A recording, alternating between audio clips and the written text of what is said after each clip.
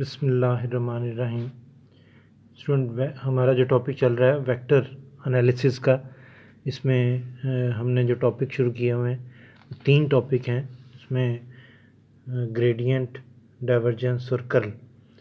अभी सबसे पहले हमने ग्रेडियंट के बारे में जो है वो बात शुरू की हुई है, उसी बात को आगे बढ़ाते हैं और दोबारा से उसे सीखते हैं और कुछ क्वेश्चंस करते हैं, कुछ नई चीज़ें देखते हैं उसमें। तो सबसे पहली तो जो हमारे पास टॉपिक है उसमें ये एक नई चीज़ आपको पता चली वेक्टर में, डेल के बारे में। अब डेल क्या है, इसको कैसे अप्लाई करते हैं किसी स्केलर फंक्शन पर। जब इसे स्केलर फंक्शन पे अप्लाई कर देते हैं तो इसको जो आंसर आता है उसे हम ग्रेडियंट भी कहते हैं। यानी कि इसको जब हम पढ़ेंगे तो इसको इस तरह पढ़ेंगे, gradient of phi, del phi भी पढ़ेंगे। अब क्वेश्चन हमारा आज का ये है कि एक स्केलर फंक्शन दिया हुआ है, फाई नाम है, एक्स के जेड प्लस ई की पावर में वाई ओवर एक्स, और कहते हैं फाइंड कीजिए डेल फाई। फिर ये फाइंड करने के बाद वो कहते हैं कि डेल फाई का मैग्नीट्यूड। ये 2 लाइनें जो इस तरह होती हैं किसी वेक्टर के लिए, जब ये 2 लाइनें लगी होती हैं तो इसको हम पढ़ते हैं कि ये जो वेक्टर अभी हम तैयार करेंगे इस वेक्टर का मैग्नीट्यूड मालूम करें। रास्ते में सीखते हैं कि मैग्नीट्यूड कैसे मालूम करते हैं। डेल फाई मालूम करना है, डेल फाई का मैग्नीट्यूड मालूम करना है, और फिर साथ ही एक नई चीज़ भी है इसके अंदर, वो है एट दिस पॉइंट। ये एक्स है, ये वाई है, ये जेड की वैल्यूज़ हैं। जब इसका और इसका आंसर आ जाएगा तो उसमें हम एक्स की जगह पे 1, वाई की जगह पे 0 और जेड की जगह पे -2 पुट कर देंगे। ये हमारा क्वेश्चन की स्टेटमेंट है। अब आ जाते हैं जनाब कि क्वेश्चन को करना किस तरह। सबसे पहले डेल फाई क्या है कि फाई को पार्शियल डिफ्रेंशिएट कर दें विद रिस्पेक्ट टू एक्स, साथ उसके लिख दें आई कैप प्लस फाई, ये फाई है, इसको पार्शियल डिफ्रेंशिएट करेंगे विद रिस्पेक्ट टू वाई, साथ जे कैप प्लस फाई को पार्शियल डिफ्रेंशिएट करेंगे विद रिस्पेक्ट टू जेड और साथ के कैप। अब रह गया कि जनाब ये कैसे मालूम करें, तो इसके लिए आपको पार्शियल डिफ्रेंशिएशन जो है उसका आना जो है वो ज़रूरी है। इस चैप्टर को शुरू करने से पहले हमने पार्शियल डिफ्रेंशिएशन जो है वो हमें सीख लेनी चाहिए। थोड़ी सी प्रैक्टिस में करवाता हूँ आपको, पार्शियल डिफ्रेंशिएशन की भी थोड़ी सी आपको आइडिया देता हूँ जिन्हें नहीं आती। सबसे पहले देखिए कि हमने इसको फाई को पार्शियल डिफ्रेंशिएट करना है विद रिस्पेक्ट टू एक्स। इसका मतलब ये है कि हमने इसको एक्स को वेरिएबल मानना है और एक्स के अलावा जितने भी वेरिएबल्स हैं वाई और जेड उन्हें कांस्टेंट की तरह ट्रीट करना है।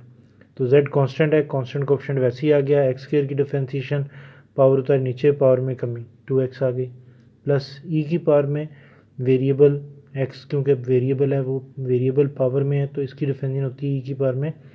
जो भी पावर नज़र आ रही है वो वैसे की वैसे लिख ली जाती है, ये लिख लिया। अब पावर की डिफ्रेंशिएशन करते हैं, वाई तो वैसे ही आ गया, 1/x की डिफ्रेंशिएशन हो जाएगी -1/x स्क्वायर, तो इस तरह -y/x के साथ आ गया, और ये आई कैप जो है साथ में इस तरह आ गया। अब इसका क्या मतलब है, फाई को partial differentiate with respect to y करें। अब इसके अंदर तो वाई है ही नहीं तो इसकी डिफरेंशिएशन क्या होगी, ये बिल्कुल ठीक है क्योंकि ये कांस्टेंट की तरह ट्रीट हो जाएगा ना सारा, तो ये 0 आपको नज़र आ रहा है यहाँ पर। ई की power y over x, y इसके अंदर इन्वॉल्व हो रहा है, इसका मतलब है इसकी डिफरेंशिएशन हमें करनी पड़ेगी। ई की पावर में y over x as it is आ गया, वाई क्योंकि विद रिस्पेक्ट वाई कर रहे हैं तो 1/x कांस्टेंट कोएफिशिएंट आ गया। वाई की डिफरेंशिएशन क्या होगी, 1 मैंने लिखा नहीं क्योंकि मल्टीप्लाई ख़त्म हो गया, जे कैप साथ वैसे ही आ गया। प्लस आगे चलते हैं, फाई को partial differentiate with respect to z करें। अब इसके अंदर तो जेड है ही नहीं, ये तो कांस्टेंट हो गया, कांस्टेंट डिफरेंशिएशन क्या होगी, 0। अब इसकी आ जाते हैं, जेड के रिस्पेक्ट करनी है, एक्स स्क्वायर कांस्टेंट कोएफिशिएंट आ गया, जेड की क्या होगी 1।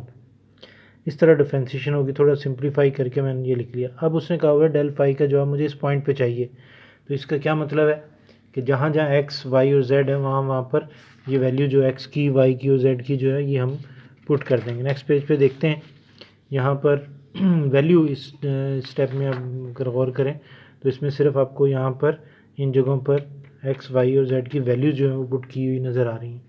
अब इसे सिंप्लीफाई करके ये जवाब आ गया। देखिए इसमें कोई ऐसी बात है नहीं, लेकिन फिर भी देख लीजिए इसमें कोई बात पूछने वाली है। अब जनाब ये वेक्टर तैयार हो गया। अब उसने दूसरी बात जो की हुई थी वो क्या की थी कि डेल फाई का मैग्नीट्यूड मालूम करें किसी वेक्टर का। अब ये हमारे पास वेक्टर हासिल हुआ है, किसी वेक्टर का मैग्नीट्यूड मालूम करने का क्या तरीका होता है कि आई, जे और के कोएफिशिएंट के स्क्वायर करते हैं, उनको ऐड करके उसका अंडूर ले लेते हैं। ये सारा काम किया और सिंप्लीफाई करके ये आंसर आ गया हमारे पास। जी देख लीजिए इसको और नोट कर लीजिए, और ख़ुद से अगर करना चाहते हैं खुद कर लें, देख के कर लें। बहरहाल मैथमेटिक्स करने से आता है, जब तक आप करेंगे नहीं इसका कोई फ़ायदा नहीं होगा। अब आ जाते हैं जी नेक्स्ट क्वेश्चन में। क्वेश्चन स्टेटमेंट बड़ी इंपॉर्टेंट होती है कि उसने क्या डिमांड की है, कोई चीज़ रह ना जाए। एक वेक्टर दिया हुआ है, रख दिया इसको। फाई एक स्केलर फंक्शन दिया हुआ है। स्केलर क्यों कहा? क्योंकि इसमें आई जे के नहीं है, यानी कि वेक्टर नहीं है। अब वो कहता है आपने दो काम करने हैं।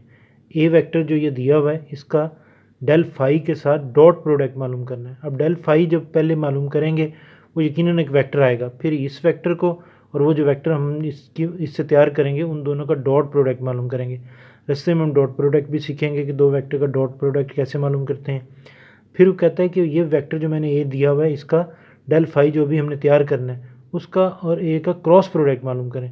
ये भी रास्ते में क्रॉस प्रोडक्ट मालूम करना सीखेंगे। और ये सारे काम कहता है कि उस वक्त करना जब जो भी जवाब आए उसमें ये पॉइंट पुट कर देना। यकीनन आप समझते हैं ये एक्स है, ये वाई है, जेड है। ये बात की बात है।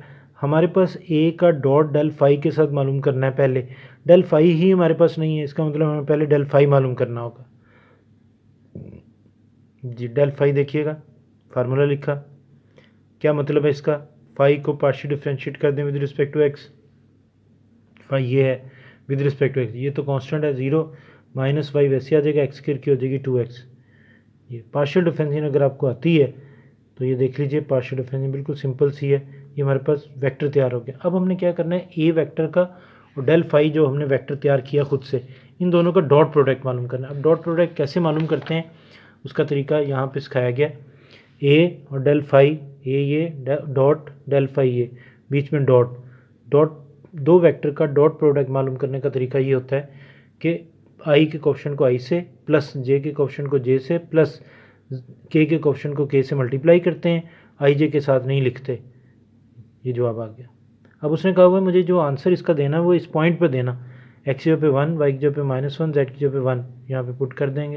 ये पुट किया हुआ है, देखिए।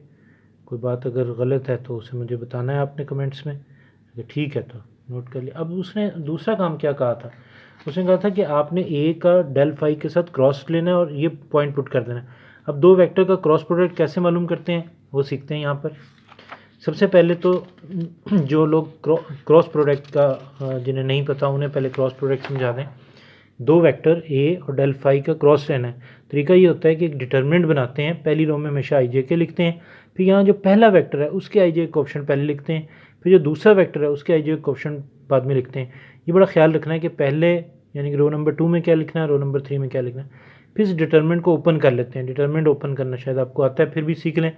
सबसे पहले यहाँ पे जो भी है वो लिख लेते हैं, इस रो को और इस कॉलम को छुपा लेते हैं, बाकी जो कुछ बचता है उसको इसके साथ डिटर्मिनेंट में लिख लेते हैं। फिर माइनस हमेशा अपनी तरफ से लिखते हैं, फिर जे लिखते हैं यानी कि ये वाला एलिमेंट लिखते हैं।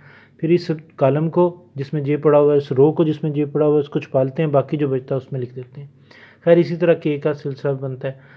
फिर इसको 2/2 के डिटर्मिनेंट को ओपन कर लेते हैं। ये ओपन किया हुआ, सिंप्लीफाई किया हुआ है। आप इसे अच्छी तरह देखिए, अगर कोई बात पूछने वाली है तो वो पूछ सकते हैं कमेंट्स में।